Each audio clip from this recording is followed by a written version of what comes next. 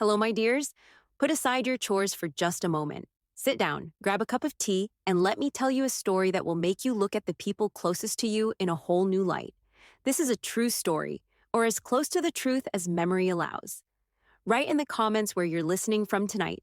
We wish you a chilling, unforgettable listen.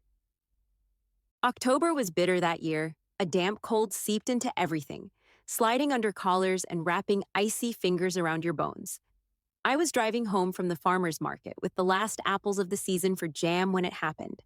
My old Chevy rattled along the broken dirt road, headlights cutting thin paths through the thick autumn dusk. I knew every pothole, every curve. These backwoods had been my home for 56 years. My name is Ruby Vance, widow, mother, grandmother, retired nurse of 30 years. Folks around the county know me, the woman with skin like polished mahogany, thick black hair barely touched by gray, and eyes so dark they seem to hold secrets. People whisper about bad blood behind my back, sometimes with envy, more often with suspicion. They're not wrong.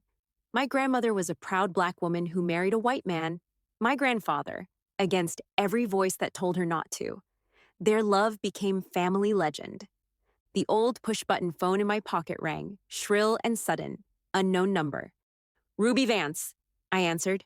A man's voice, breathless and urgent. Ma'am, you need to come quick. Old Quarry Woods north of town. You know it? My heart stopped. Who is this? Name's Sam, Hunter. Found your daughter out here. She's in real bad shape. Got her ID. Your number's the emergency contact. The world tilted. I slammed the brakes, tires skidding on wet clay. Olivia, my Olivia. My baby girl is 32 now. Beautiful, brilliant, stubborn. 8 years ago, she married Gavin Sterling, heir to the biggest construction empire in the state, moved into a mansion in the capital. Calls were rare, visits rarer. She always brushed off my questions. Everything's fine, Mom. Don't worry. But a mother knows. I turned the Chevy around and floored it. The quarry road was a nightmare of mud and potholes, but I didn't slow down. One thought pounded in my head. Hold on, baby. Just hold on. Sam's battered pickup was parked at the edge of the abandoned pit. He stood beside it in camouflage, shifting nervously. I didn't even kill the engine, just ran. She's about 100 yards in, he said. Put my jacket under her, left a thermos. Didn't want to move her. Looked like bad brakes. I crashed through the wet underbrush, branches whipping my face. Then I saw her. At first, I didn't recognize my own child. Hair matted with blood and leaves, face swollen beyond recognition. One eye completely shut, the other glassy. Designer coat torn to rags.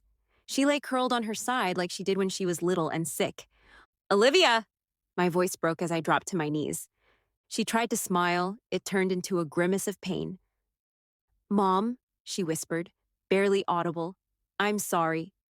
I stroked her hair gently, avoiding the wounds.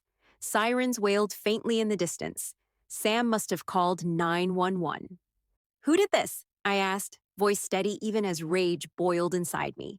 She licked cracked lips, coughed. I gave her tea from the thermos. Lucille, she breathed.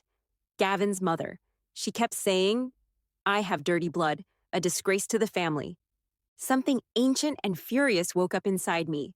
Lucille Sterling, the polished, charitable queen of high society, the woman who looked at me like I was dirt on her shoe the first time we met.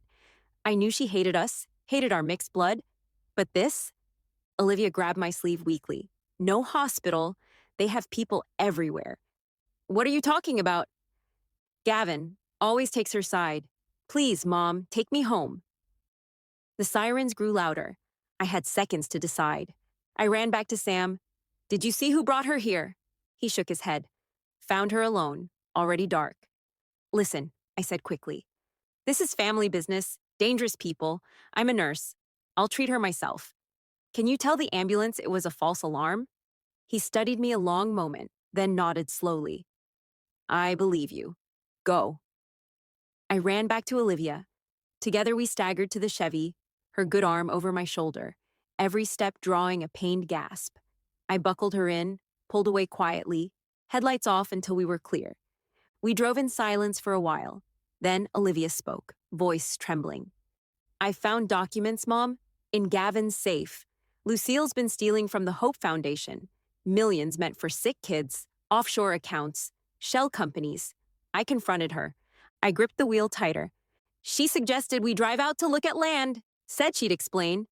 Then she attacked me with a tire iron, kept screaming about my blood tainting their perfect lineage. She placed her good hand protectively over her stomach. I'm 12 weeks pregnant, Mom. She knew. She didn't care. Rage so pure it felt wholly flooded.